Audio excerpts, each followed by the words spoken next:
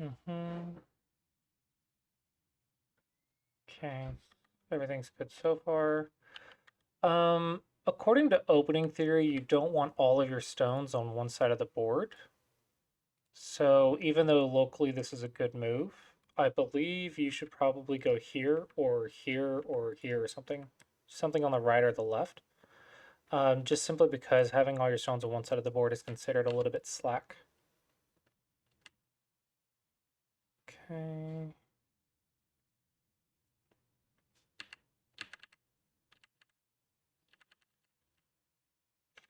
So for black, you want to go 4. That way, when they play the Hane or Bend, um, you have 4 liberties or 4 lifelines. And, this is very important because here, when you do this, you only have 3, and you can find tactics at 3 liberties or less. So you got to be very careful with this. That's why we want to go 4, and then we can play elsewhere.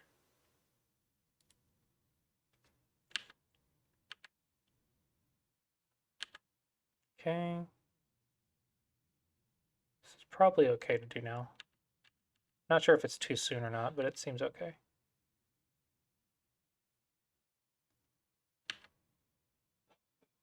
Okay. I think I would block here, and this is because it is protecting the eye space right here.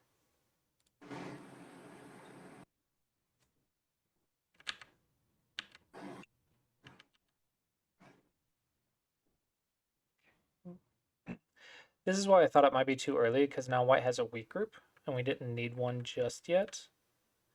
I think doing that is fine, and then maybe we could just go in. Maybe a shoulder hit. Yeah, I don't know if we need a weak group right now. So for black, I really want to start fixing this shape and making a base. I think the simplest way is just to go here. It gives you the eye. Now you can look at extensions. Your group is strong, connected, has lots of liberties. So I think this is just the easiest move. It just fixes everything.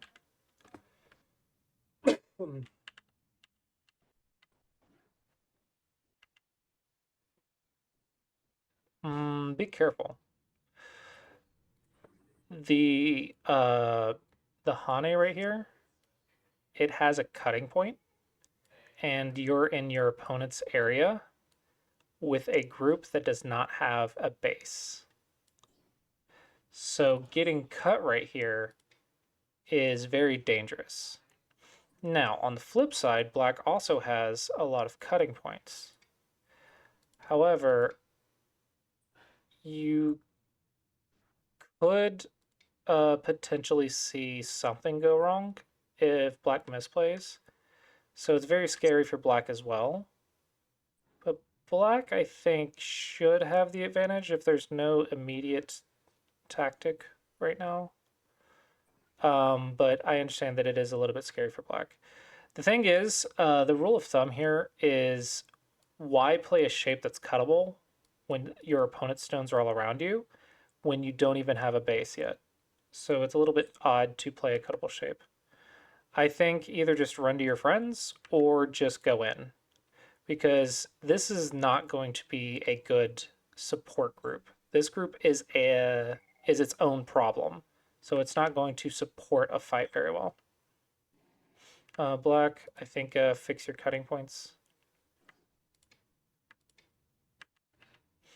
Not sure what you're trying to do. I think you're trying to cut off this group. A 1-point jump does that very well, though. You don't need 2-space stuff, usually. 1-space stuff is usually better. This is very good. This is technically a better shape, but you're fixing your cut, which is good. Good, you know the throw-in. Okay, we're watching our eyes, so this is all good. White is surrounding quite well, but white, you're also leaving your own issues. So as soon as black's alive, black can counterattack. And white could be in white could be in quite a bit of trouble. Um,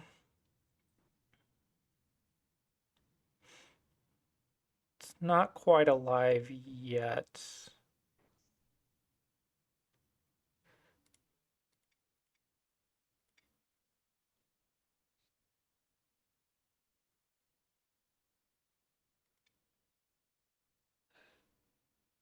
Yeah, looks like right now it's just a bulky 5. Okay, so not yet. Hmm. This leaves a cutting point and this doesn't, but you're also poking a cut. Usually pushing diagonal's bad, but I don't know, maybe in this case it's okay because you really, really got to get back to this. This is helping this cut, but it's not helping this cut. So I think you really got to get over here. And then this one, you can start looking at making eye space really fast. But if you get cut right here, white is in a lot of trouble. Jump for speed. Okay, this is a big move. The bigger one is on the right because you want to stop the corner enclosure's extension. But you are skipping cutting points, and cutting points are attack and defense, and attack and defense is how you win. Because big moves are only to set up for the fights, but if there's a fight, then that's urgent, and urgent is much more important than big. White, I think I would either extend or shoulder hit if I wanted to play big move, but I think just go here and white's winning, yeah. Hmm, not quite, but yeah, it's really interesting. Neither of these have a lot of value because black still has a lot of cutting potential. Black can take away the points here. Black can also shoulder hit here. So no one actually really has a lot done here. So I think both players made lots of mistakes in this area. Okay, touching for fast life, but respond to the shoulder hit once, and then you could try touching stuff. Ah, what? This is going crazy. Just defend something. That's all you have to do. Let's see. At 20Q, I wouldn't even worry about this. I would just make my base. Being alive is really helpful. Like you can see white, even white's not alive and can be punished for it. So being alive is like underrated. It's really, really helpful to be able to fight on the board with no weak groups. This is too much. White should just cut everything. This you can't actually go in because white just plays the tiger's mouth, and there's no way to cut this. White might even just be able to kill you. Yeah, so this is absolutely the move. Don't force your opponent to fix their stuff. Cut them. So I think for black, it's going to be your base up top. Those are the bigger mistakes. For white, you are missing cutting points a lot. So definitely want to do some cutting point problems. Hmm.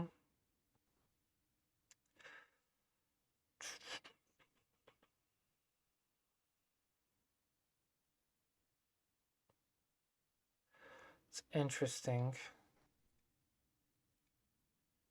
So they can just walk out because you're not going to let me do this, right? So I don't think this move works.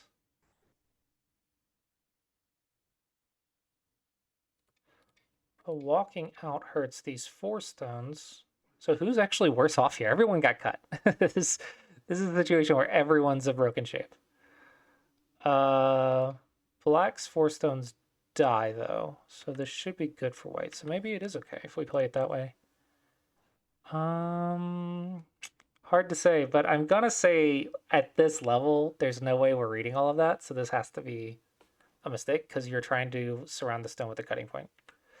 I think just fix the cut, um, and then you can worry about stuff. So as long as we imagine, if we imagine right here that this exchange has happened, and then we just continue the situation as if that exchange exists, then we can play 7. And now we're actually surrounding the stone without worrying about it. So here, we just play here. And now if we pretend that exists, then we know that we're okay. Yeah, but here, if let's say we pretend it exists, we pretend that it exists right now, then we can see that this move actually attacks those two stones. So if we imagine the cut exists, then we can see how the moves affect the cut. Okay, so white got a little bit much here. It looks like white got a little lucky. Black, your big moves are okay, but you're not fighting at all. And if you never fight, you can't really win. Jump is good.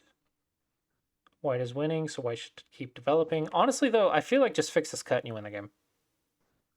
Like, how can you lose? You're up on points and you have no weaknesses. So I don't know how you lose. But if you do this, black still has a game-changing cutting point. So I think this is too much.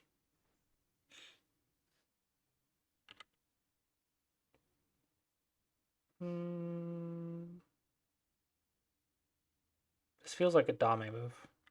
I can only see this cutting point though. Like nothing else matters until this is fixed. And then after this, I think maybe we can start endgame.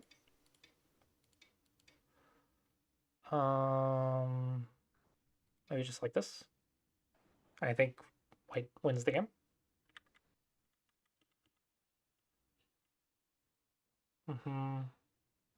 So when you're assuming there's no cutting points, when you're finishing up the middle game, there's stones in every single center square of the board. You really want to think about how much players are making or threatening to take. So right now, white is looking at this chunk, right? And white needs two sides of the triangle to get it, because white only has support on one side of the triangle. So white needs two moves to get this.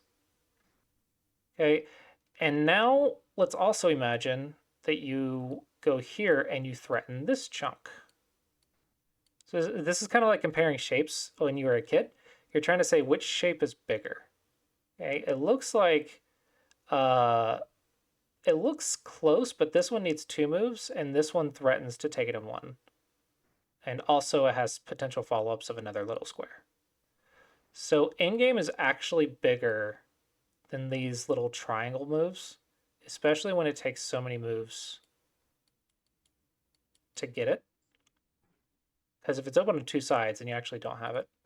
So you want to compare like shapes. If you're not sure what the shape looks like, then try to imagine one center square, the star point, to the star point to star point, and then say, is anyone threatening to surround this size? And no matter how big you make this, you can't really make a square like that big, because it takes too many moves to do it. White's looking right here, white's looking right here, white looks right here. So it takes too many moves to do it. So which means if the biggest section you're trying to surround is smaller than this square, assume that endgame is bigger.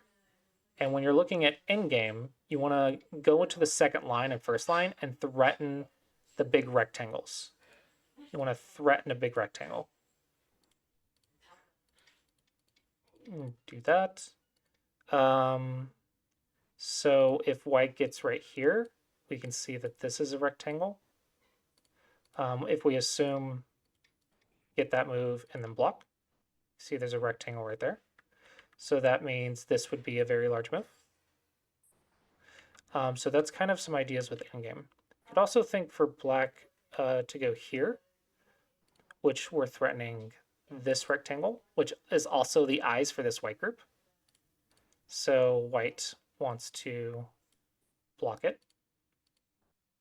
So that means it's Sentai. And it means we can force our opponent to respond. So when you're in the center, you really want to look at the endgame stuff and cutting points. If there's no cutting points and there's no big square, then just start endgame. Yeah, all of these moves are almost getting nothing. White's getting a little bit right here, and black's getting less. But endgame is technically bigger than all of this. Okay, black got a little bit of something. Okay, very fancy, but also I'm not sure that you read it properly, because there's an Atari.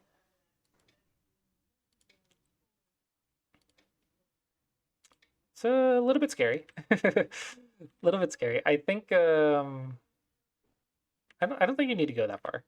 Just push and then go here. That way there's a net or a ladder, sorry. That way there's a ladder. When you play a knight's move, you always want to check these cutting points. So when you're playing here and then getting back to the knight's move, always check the cut of the knight and the cut of the hane. If you don't have a net or a ladder, then just don't do it. Just play one more move and then do it. Because if getting cut right here doesn't make sense, because these are your points. Getting this area destroyed would be bad for you and good for black. Ooh, nice cut. Nice, nice. Oh, black caught white off guard. Very good play by black. Okay, so now white has learned a lesson, a valuable lesson about cutting points. I think probably white needs to learn 2 more times, maybe 3 more times, before they finally fix. Okay, I like this. We're fixing and trying to fix Encente.